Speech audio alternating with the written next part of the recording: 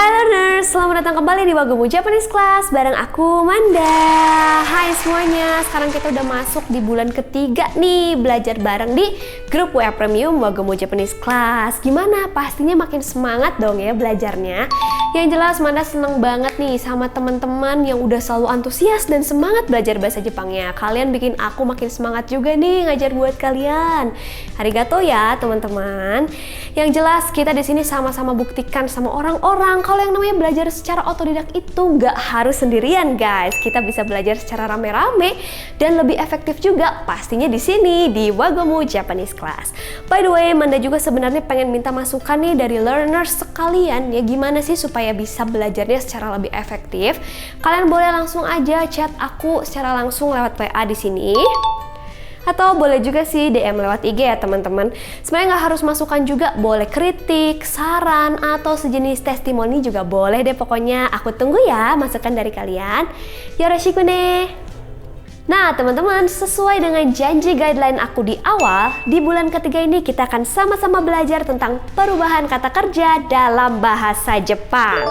Sama halnya dengan bahasa Inggris yang mempunyai regular dan irregular verb, bahasa Jepang juga punya loh pola perubahannya sendiri. Dan pokoknya ini adalah hal yang paling penting atau paling kritikal dalam mempelajari bahasa Jepang guys. Manda yakin banget nih kalau kalian sudah menguasai pola perubahan kata kerja dalam bahasa Jepang, kalian pasti auto jago deh bahasa Jepangnya. Percaya deh sama Manda ya. Sedikit flashback, dari awal kan aku udah minta teman-teman semua untuk bikin kamus personal ya. Nah dari situ harusnya kalian juga udah bisa bedain nih yang mana yang termasuk kata benda, mana juga yang termasuk kata sifat, dan mana yang termasuk ke kata kerja. Dari kata kerjanya sendiri pun kita bisa bagi-bagi lagi, ada kata kerja menuju, kata kerja yang bergerak, dan kata kerja yang statis. Seperti itu teman-teman. Dan karena sekarang kalian semua sudah melewati bab 10, ini harusnya pola pikir kalian tuh udah jadi lebih fleksibel ya kan teman-teman. Jadi udah siap untuk menerima materi yang lebih menantang. So hari ini Manda akan kasih kalian materi yang lebih menantang ya guys. Sementara kita akan coba lupain dulu pemisahan kelompok kata kerja berdasarkan gerakannya ya teman-teman. Jadi hari ini aku mau coba sampaikan ke kalian kalau kelompok kata kerja dalam bahasa Jepang itu terbagi menjadi 3 kelompok ya. Ada kata kerja kelompok ketiga, kata kerja kelompok kedua, dan kata kerja kelompok ke-1. Waduh, Kak, apaan tuh? Santai guys, jangan bingung. Sama seperti waktu aku ngajarin teman-teman cara baca hiragana dan katakana di awal, aku juga bakalan ajakin kalian buat fahamin advance rules-nya. Pastinya kalian bakalan siap dan juga auto jago deh bahasa Jepangnya. Kalau gitu, skuy langsung aja ke materinya. Sederhananya, pembagian kata kerja menjadi 3 grup atau 3 kelompok ini adalah buat memahami kalimat slang yang dipakai sama orang Jepang dalam kalimat sehari-hari mereka, teman-teman. For your information nih ya learners, orang-orang Jepang itu udah jarang banget, bahkan hampir tidak ada yang bercakap-cakap pakai des, apalagi pakai mas ya. Sama aja sih kayak orang Indonesia yang kalau ngomong tuh udah ceplas-ceplos ya. Nggak akan ada lagi yang pakai pola kalimat SPOK yang menyertakan subjek, predikat, objek, keterangan secara lengkap ya. Kayaknya udah males banget gitu ya teman-teman ya. So intinya kalau kalian pengen ngerti kalimat slang yang dipakai sama orang Jepang dalam kehidupan sehari-hari, kalian harus tahu juga dong pola perubahan yang dipakai di kata kerja dalam kalimat slang tersebut. Yang pertama ada rumus O ditambah kata kerja mas dicoret ditambah nasai. Misalnya nih ada kata kerja kaerimasu ya, aku sengaja kasih titik di tengah-tengahnya. So kaerimasu itu artinya adalah pulang ya kan teman-teman. Teman-teman juga pasti sering dengar orang Jepang ngomong okaeri nasai, oyasumi nasai ya kan. Nah rumus ini tuh sebenarnya bisa dipakai untuk kata kerja lainnya tuh teman-teman. Jadi kalau misalkan kita balik lagi ke yang aku mention di awal, rumusnya itu memang O ditambah kata kerja mas dicoret ditambah nasai. So kita breakdown satu-satu. Dari yang okaeri nasai itu tuh sebenarnya adalah O ditambah kaerimasu, masnya dicoret tambah nasai. So, jadinya okaeri nasai. Maka artinya pun akan berubah. Kalau kaerimasu artinya pulang, okaeri nasai artinya menjadi welcome back home atau selamat datang kembali, selamat datang di rumah. Seperti itu teman-teman. Begitupun untuk oyasumi nasai. Yuk kita breakdown sama-sama. Rumusnya kan menjadi o tambah yasumimasu, masnya dicoret, tambah nasai. Artinya pun menjadi selamat istirahat atau selamat tidur. Tapi yang perlu diingat oleh teman-teman semua, kalau rumus ini tuh bisa dipakainya itu untuk sebuah pola kalimat perintah yang agak kasar. Jadi yang pakai ini tuh biasanya dari atasan ke bawahan, dari orang tua ke anak, atau dari senior ke junior, seperti itu. Jadi kalian harus hati-hati dalam penggunaannya. Kalau mau ngomong pakai kalimat perintah yang sopan, nih aku bakalan ajarin di nomor 2 ya guys. Rumusnya adalah o ditambah kata kerja mas dicoret ditambah kudasai. Jadi sebenarnya rumus ini tuh nggak jauh beda dari rumus sebelumnya teman-teman. Cuman yang perlu kalian ingat, rumus o ditambah kata kerja mas dicoret ditambah kudasai ini adalah bentuk kalimat perintah yang super sopan.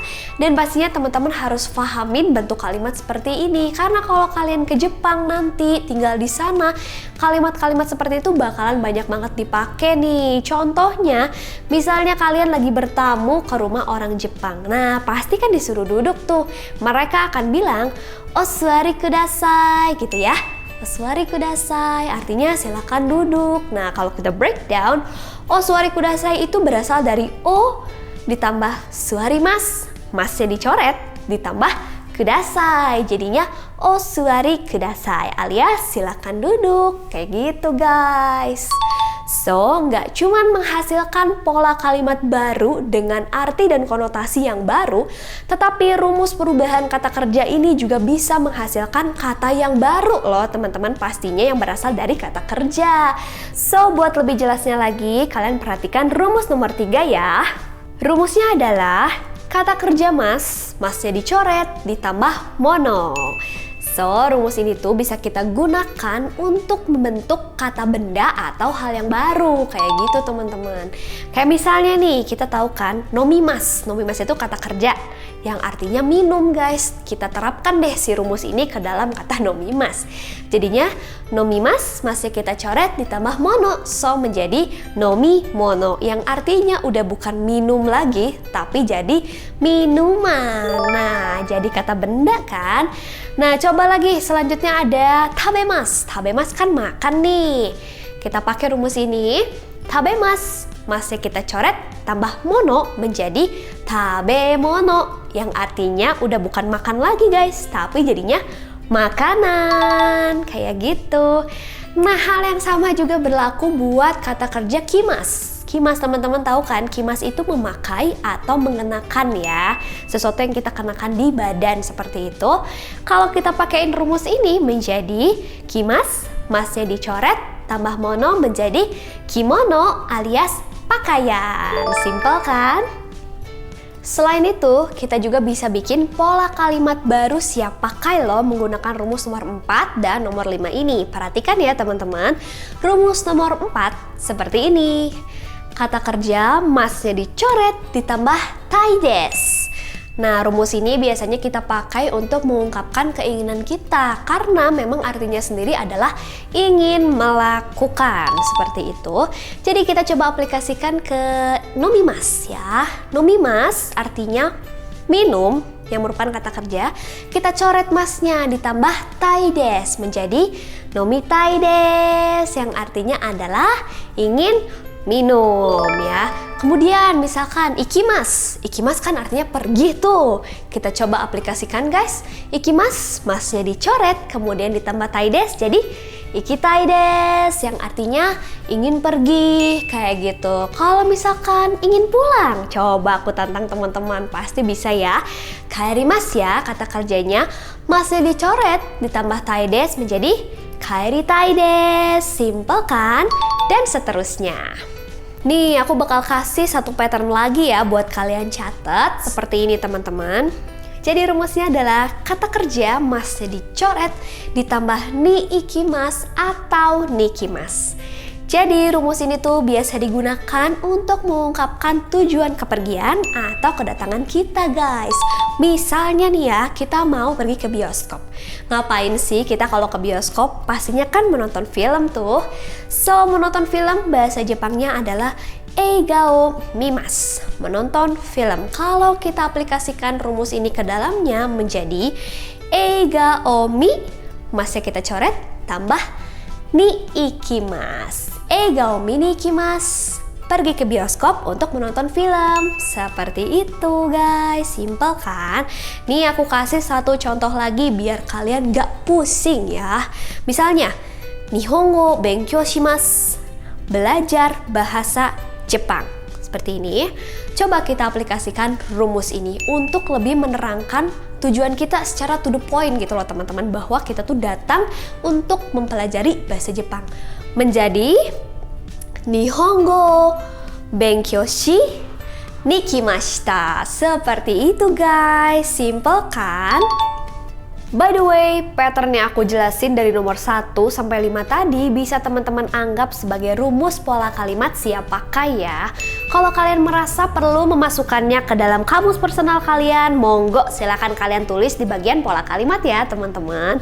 Dan perlahan-lahan juga bakalan aku mulai jelasin ke teman-teman semua tentang 7 perubahan kata kerja yang aku sebut sebagai rumus perubahan kata kerja A, I, U, E, O, dan bentuk T dan bentuk ta. Seperti itu ya teman-teman. Dan yang dari tadi aku mention terus tuh, mas dicoret.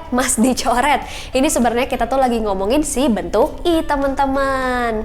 Di luar sana mungkin orang taunya bentuk mas ya, jadi disebutnya dengan bentuk mas. Tapi kalau di sini kita sebutnya itu bentuk I ya teman-teman, harus ingat-ingat. Sekalian deh aku kasih spoiler bentuk-bentuk yang lainnya ya.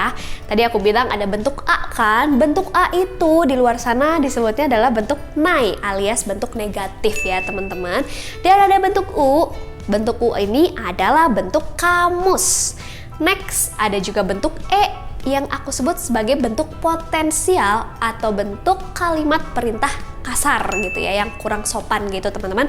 Dan juga ada bentuk O, yaitu untuk bentuk ajakan atau himbauan, seperti itu teman-teman. Next ada juga bentuk T yang sebenarnya udah sempat aku singgung di materi yang ini nih. Bentuk perubahan predikat kata sifat nah dan juga kata sifat i ya, pastinya seperti itu. Jadi di sini tuh kalau huruf i itu bisa berubah menjadi kute. Nah, kute ini adalah bentuk lanjutan guys. Ya, T itu adalah bentuk lanjutan. Kemudian selain itu ada juga bentuk ta yang bisa kita sebut bentuk lampau. Hayo gimana? Udah mulai pusing kan? Tenang guys, Manda punya kok trik cepat supaya teman-teman bisa menguasai perubahan kata kerja tersebut. Jangan khawatir ya, nikmatin aja prosesnya step by step. Gak ada bayi yang langsung brojol bisa langsung naik sepeda, goes sepeda, gak ada dalam sejarah teman-teman. Yang ada dia harus melewati proses belajar dulu, jatuh bangun dulu, sampai dengan dia menjadi atlet balap sepeda. Bener kan? Begitupun teman-teman semua. So, sekarang aku pengen kalian buka deh kamus personalnya dan lihat di kolom kata kerja. Nah, sekarang ubah deh si kata kerja tersebut ke dalam 5 rumus yang udah aku jelasin dari awal tadi ya. Ganbatte minasang, kalian pasti bisa nih. Kalau misalkan udah dikerjain, kalian tinggal latih pengucapannya sendiri, ulang-ulang terus. Kalau udah lancar, tinggal bercakap-cakap sama native. Kalau gitu, wah keren tuh, tinggal cas cis cus. Wih, ganbatte minasang, kalian pasti bisa. Yang jelas, makasih ya buat kalian yang udah menyaksikan video ini dari awal sampai selesai. Semoga videonya bermanfaat. Jangan lupa buat di like, komen, dan pastinya share video ini ke teman-teman kalian yang mau belajar bahasa Jepang. Dan yang paling penting, jangan lupa buat subscribe dan nyalain tombol notifikasinya biar kalian gak ketinggalan kalau ada lesson berikutnya dari Manda. Oke deh, kalau gitu mungkin sampai di sini dulu ya video lesson kali ini. Kita akan bertemu lagi di video berikutnya. Aku Manda, arigato, mata ne minasan.